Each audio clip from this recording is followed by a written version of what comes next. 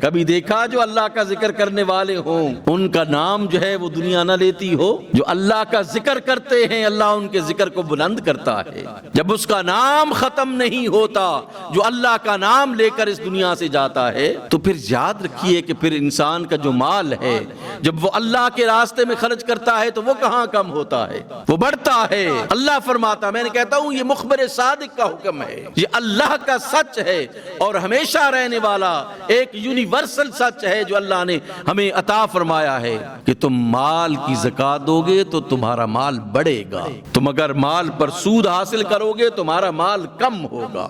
سورہ آل عمران ہم پڑھیں، اللہ نے فرمایا یمحق اللہ الربا ویربی الصدقات،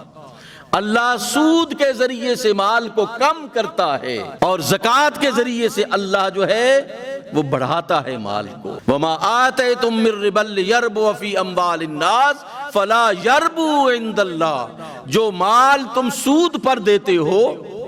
اور کہتے ہو کہ اس سے مال بڑھے گا، فلا یربو عند اللہ، اللہ کے نزدیک وہ بڑھتا نہیں ہے۔ وما آتیتم من زکات تریدون وجہ اللہ فاولئک هم المضعفون، جو تم زکات دیتے ہو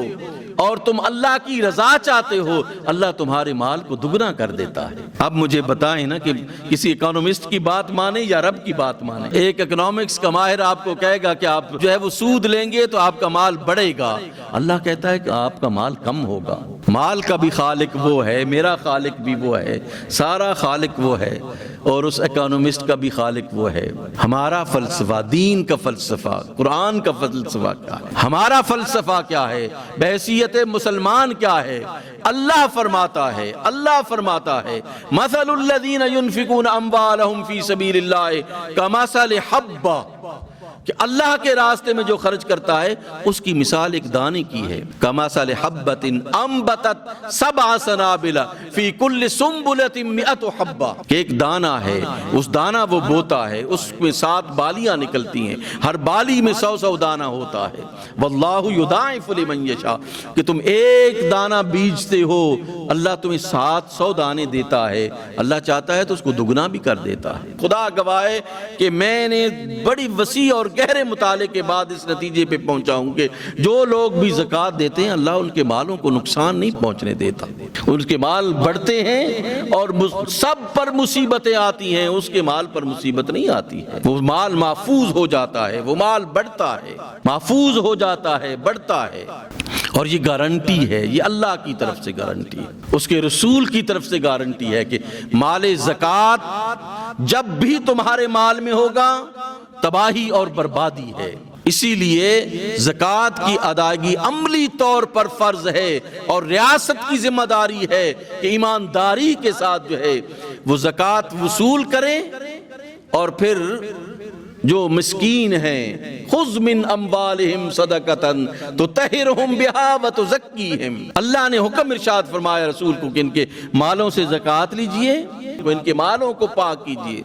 وتزکیہم، تزکیہ نفس کیجئے ان کا۔ تو اللہ نے فرمایا کہ تمہارا مال پاک ہوتا ہے، جب وہ پاک ہوتا ہے تو وہ اللہ کی حفاظت میں چلا جاتا ہے، مال محفوظ بن جاتا ہے، پھر تمہاری جو ہے وہ ختم ہو جاتی ہے ذمہ داری، وہ اللہ کی ذمہ داری ہے، اس کی حفاظت کرے گا وہ۔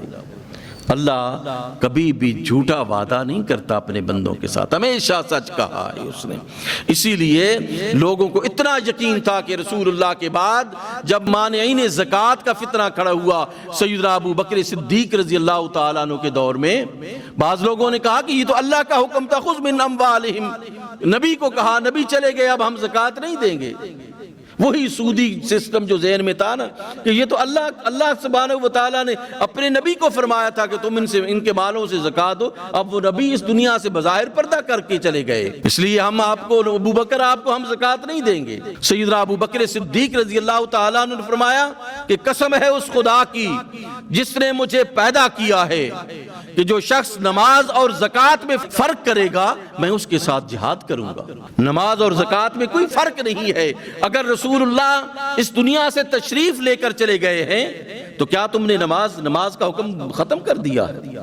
جب نماز کا حکم موجود ہے، اقیم الصلاۃ کا حکم جب موجود ہے، تو وہ آت الزکات کا بھی حکم جو ہے وہ اسی طرح سٹینڈ کرتا ہے جس طرح سرکار کے زمانے میں تھا۔ آپ نے فرمایا کہ اگر سرکار کے زمانے میں کوئی شخص بکری کے بچے کی بھی زکات دیتا تھا، آج وہ نہیں دے گا تو میں اس کے ساتھ بھی جہاد کروں گا۔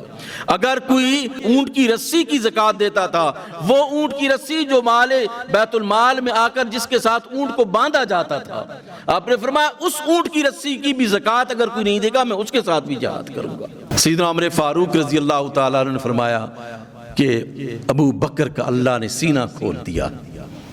سینہ کھول دیا ہے ابو بکر کا اللہ سبحانہ و تعالیٰ نے۔ تو آپ نے مانعین زکوٰۃ کے ساتھ باقاعدہ طور پر جنگ کی جناب سیدنا ابو بکر صدیق رضی اللہ تعالیٰ عنہ۔ اس لیے عزیزان گرامی قدر، یہ بہت بڑا فریضہ ہے، اور مالوں کو محفوظ کرنے کے لیے،